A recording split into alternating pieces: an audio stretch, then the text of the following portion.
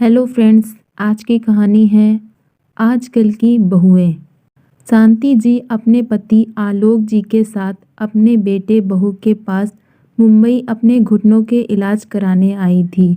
हालांकि उन्होंने अपने बेटे आकाश को बहुत मना किया कि वो अपना इलाज यहाँ वाराणसी में करा लेंगी। वहाँ भी अच्छे डॉक्टर और अस्पताल हैं। लेकिन आकाश ने कहा, माँ डॉक्टर तो मिल जाएंगे लेकिन आराम तो नहीं मिलेगा ना। फिर तुमको घर के काम, पापा की दवाइयाँ, ये सब काम भी तो आपके जिम्मे ही आता है। और स्नेहा और खुशी, शांति जी की बेटियाँ भी यही हैं। उन दोनों से और बच्चों से मिलना जुलना भी हो जाएगा। माँ प्लीज़ मान जाओ ना। बेटे के इतना विनती करने पर शांति जी मान गई और मुंबई आ गई। माँ पापा के आने से आकाश बहुत खुश था, लेकिन आकाश की पत्नी रक्षा खुश नहीं थी, जो लाख छिपाने पर भी उसके चेहरे के हाव भाव से साफ पता चल रहा था। पढ़ी लिखी आत्मनिर्भर रक्षा देखने में बेहद सुंदर और प्रतिभा संपन्न थी। वो पेशे से एक सॉफ्टवेयर इंजीनियर थी। शांति जी स्वयं पढ़ी लिखी नहीं थी, लेकिन उन्होंने अपने तीनों बच्चों को शिक्षित और आत्मनिर्भर बनाया। क्योंकि उन्हें शिक्षा का महत्व पता था, इसलिए उन्होंने अपने बेटे के लिए बड़े अरमान से पढ़ी लिखी आत्मनिर्भर रक्षा को अपनी बहू के रूप में चुना। घर में हर काम के लिए बाई आती थी। रक्षा घर का कोई काम नहीं करती थी, क्योंकि उसे घर के काम करने में कोई दिलचस्पी नहीं थी।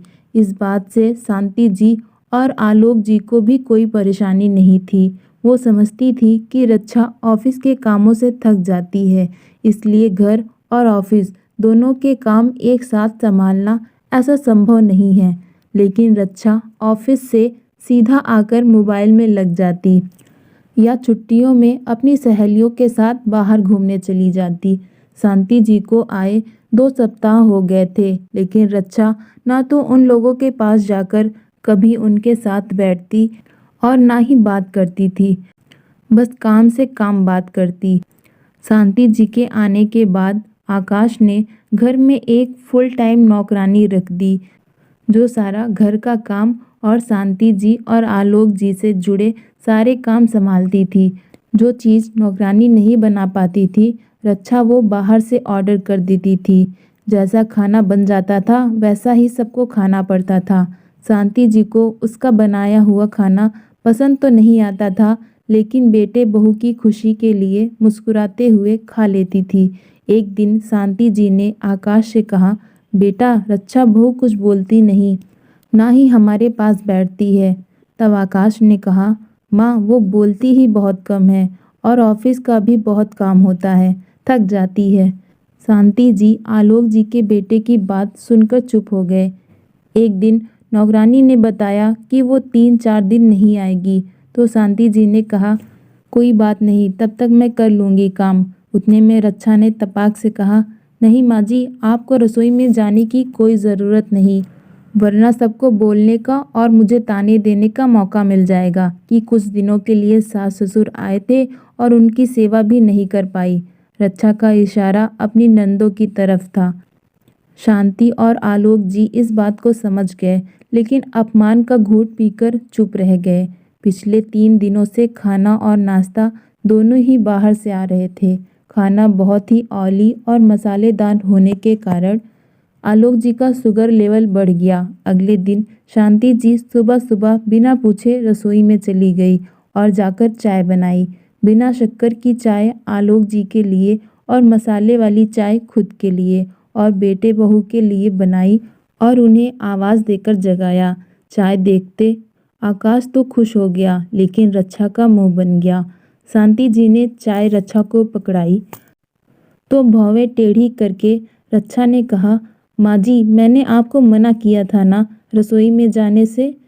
तब शांति जी मुस्कुराते हुए बोली, बहू तुम तो बस चाय का मजा लो, कोई तुमसे कुछ नहीं कहेगा। अगर कोई कहता है तो उसे मेरे पास भेज देना।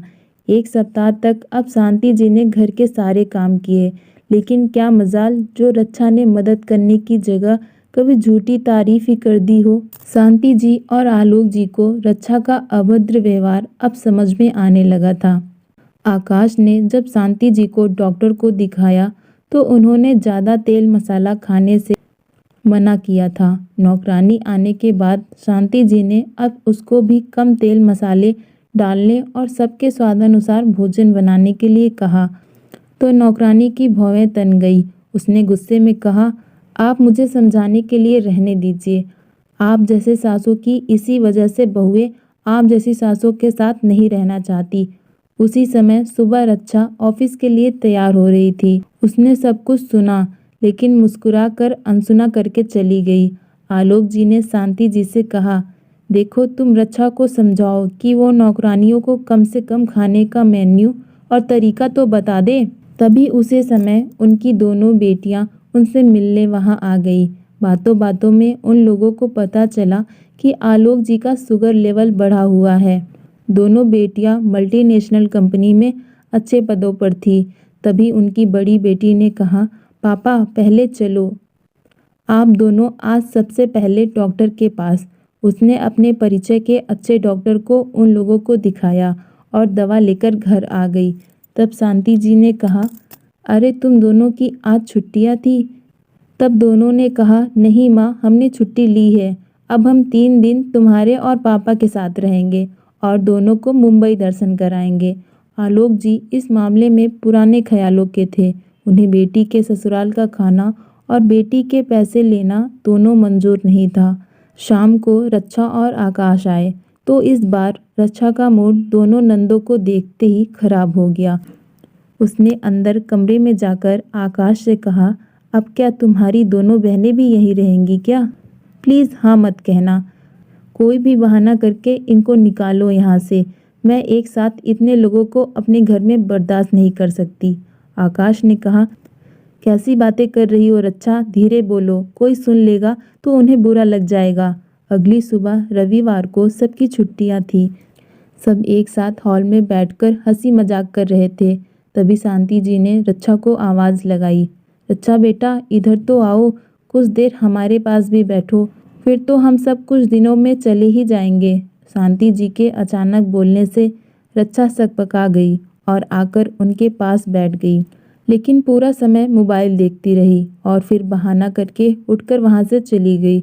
अगले दिन शांति जी मौका देखकर पहली बार उसके कमरे में गई और बड़े प्यार से अकेले में रक्षा को समझाते हुए बोली, बेटा मैं पिछले कुछ दिनों से देख रही हूँ कि तुम ऑफिस से आने के बाद भी फ़ोन में ही चिपकी रहती हो। कभी ना घर का कोई काम देखती हो और ना हम सबसे बात करती हो। बेटा रिश्ते और घर नौकरानी के भरोसे थोड़ी ही चलता है, स्वयं भी देखना पड़ता है, तभी घर ठीक से चल पाता है। जब से आई हूँ देख रही हूँ तुम उदास रहती हो। जो नौकरानी दे देती है बनाकर वो तुम सब खा लेते हो। ये गलत है बेटा। तुम नौकरानी से अपनी पसंद का खाना बनवाओ। बोलो थोड़े तेल मसाले कम डाले, राशन का हिसाब रखा करो। ये सब मैं खुद के लिए तुम्हारे भले के लिए समझा रही हूँ, ताकि सभी लोग स्वाद लेकर रुचि से खा सके और स्वास्थ्य भी ठीक रहे। शांति जी के इतना कहते ही रक्षा भड़क उठी। गुस्से में जोर जोर से चीखते हुए स्वर में बोली, मम्मी जी पहले तो आप बिना पूछे मेरे कमरे में चली आई और अब बिना मांगे नसीहत भी दे रही हैं। आपने हम बहू को समझ क्या रखा है?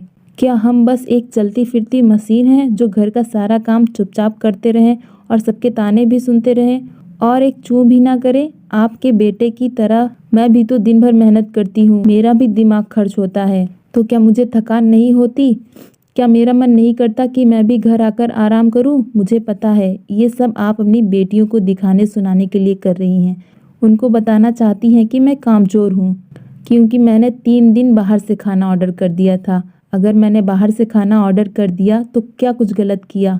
आपको तो समय से आपकी पसंद का खाना मिल ही रहा था ना, फिर क्यों गई आप मेरी रसोई में ताक झाक करने? राशन बर्बाद हो या खाना, आपसे क्या मतलब? पैसे मेरे बर्बाद होते हैं ना तो होने दीजिए, मैं कमाती हूँ, जहाँ और जैसे मर्जी खर्च करूँ।